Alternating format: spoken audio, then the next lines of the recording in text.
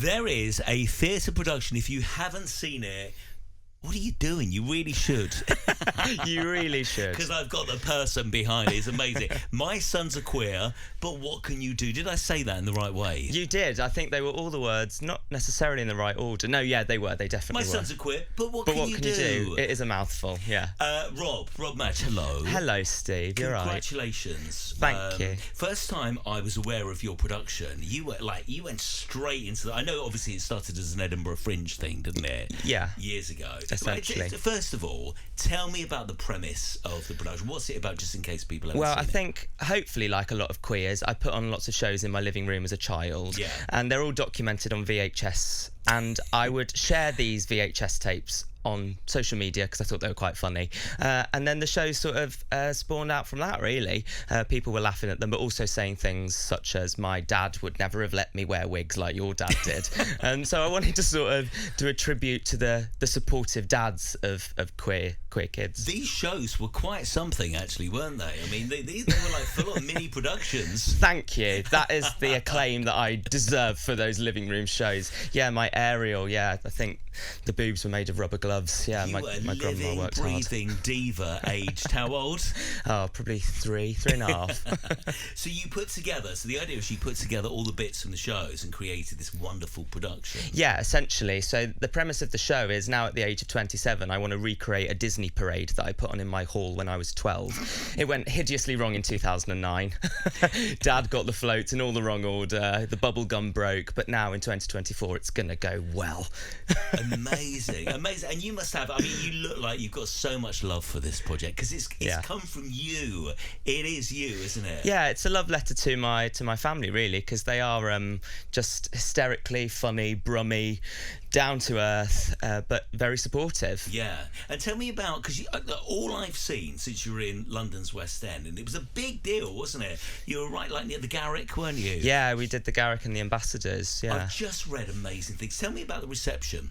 Yeah, it's kind of blown me away, really, because it started as a lockdown project, really. If anything, it was just for me to keep myself busy when, work had stopped in the pandemic. I wasn't on stages, so I did a little hobby and sort of started writing. And then for it to resonate the way it had with people, yeah, it's really humbling, really lovely. And it's a one-person play. Yes, it's just me. I'm very greedy. I shall not share the stage with anybody. No, yeah, it is for some reason, which seemed like a good idea at the time. Wow, I'll get bloody knackered. But I mean, because you really give it your all. I mean, this is like, there's not a 1 second. You're straight in there, aren't you? Yeah, it's full out with feeling, yeah. And what is the most I don't want to give any spoilers just in case people haven't seen it, but what's the most enjoyable part of reliving any parts of your life during this show? I think there's a moment towards the end of the show that really celebrates how brilliant my family were around me. Like a lot of queer kids, I didn't have the best time at school, but I had a real safe space at home. And there's one certain moment in my life that really stands out to me. So yeah, towards the end, there's a lovely moment about my family, my extended family. They all rallied round me. Yeah. No, they're so beautiful. I just want to meet them and hug them and on your behalf. Go for a pint with Dad. He'll take you around Birmingham. You'll go to Nightingales with John Madge. Because we were just talking, I lived in Birmingham for 14 years before I started here, and it's a wonderful place, isn't it? I always say about the Birmingham gay scene is they kind of give you a hard time when you first meet new people. They're like, oh, who are you? Prove yourself. You're coming to our territory, are you? Exactly, but once you're in, you're in. Yeah, for sure. Yeah, they embrace you with open arms. Tell me about some of the comments and the love you've had from people who've seen this production. My sons are queer, but what can you do? What can you do? Turns out not very much. You just got to roll with it. I think the majority of comments have just been overwhelmingly supportive, and I think people are glad to see supportive parenting for queerness being platformed on a stage, because so often with queer stories it's not the case, because that is sadly not the case in the real world for a lot of people. But it's really important, I think, that people see that there is an alternative, that you can love your child unconditionally, and to get that on a stage, I'm very proud of, and I think that's what resonates with people. What was your upbringing like? Because it's a tough old world out there when we were growing up and stuff, and I know that you were saying earlier, you're really lucky to have a family that love you, that accept you. Yeah. But what was your upbringing like? Yeah, it was, at home it was great. It's school was a different matter, but that didn't matter so much to me because I knew that when I went home, I had a dad who would willingly dress up as the Sea Witch and let me be the Little Mermaid, you know. So cool. And he's, you know, salt of the earth, works in a warehouse, he's an electrical wholesaler. You would think that a bloke like that wouldn't necessarily be so open to embracing queerness the way he has since 1996, you know. And I've got the videos to prove it for anyone that thinks, you know, supporting queer kids is a new thing. Where can you see these videos? Oh, they're all over me TikTok. So you're a massive TikToker, aren't you? I wouldn't say massive. I'm on a diet. Rob _Madge_ on TikTok, and also the same for Instagram, Rob Madge on Instagram. Yeah. Lovely. And I know this has been like a labour of love. So you went from obviously you kind of premiered it mainly on the mainstream at the Edinburgh Fringe, didn't you? Yeah. And it's about to go out on a UK tour, and this is where people all around the country can come and see this. And it is a work of art. You should be congratulated. Thank you. Now I'm going to put you on the spot. Can you remember where you're going? Yeah, I can. I'm going to Leicester, Coventry, Birmingham, Derby, Edinburgh, Liverpool, and Manchester. Yes, thank God for that.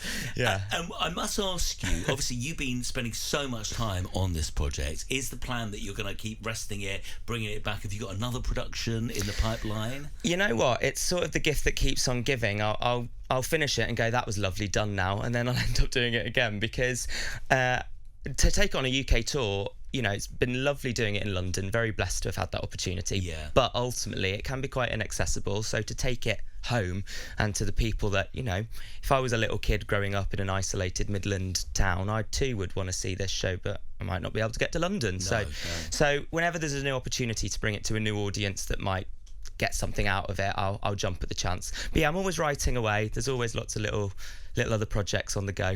I can see a movie being made. Do you think? I can see Netflix knocking on the door. It's screaming. This project's screaming like a big kind of production for the world to see. Well, stay tuned. I'm trying. Does that mean? I'm trying. Listen, it's wonderful to meet you. Can I just ask you, you're on Virgin Radio Pride. Happy Pride, by the way. Happy Pride. What does Pride mean to you? It's a celebration of your authentic self, and it's a safe space where wouldn't it be lovely if for the other 11 months of the year we could have such safety. So Pride for me is every day. I pretend every day is Pride, even when we're in January and it's raining. Nicely said. It's just it's how I live my life, and it's nice to, you know, celebrate it in the month of June. Well, thank you for coming in. You have created a work of art. You know, in all the years that this production has been floating around, I've never seen one negative review. Everyone loves it. Wow, you spoke too soon now. It's funny, it's poignant, it's original. The people of Derby might hate it, so you never know. Best of luck on the tour. Will you come back and see us at some point? Gladly, love to. Lovely to meet you. Thank you Thanks, so much. Steve. Thank you.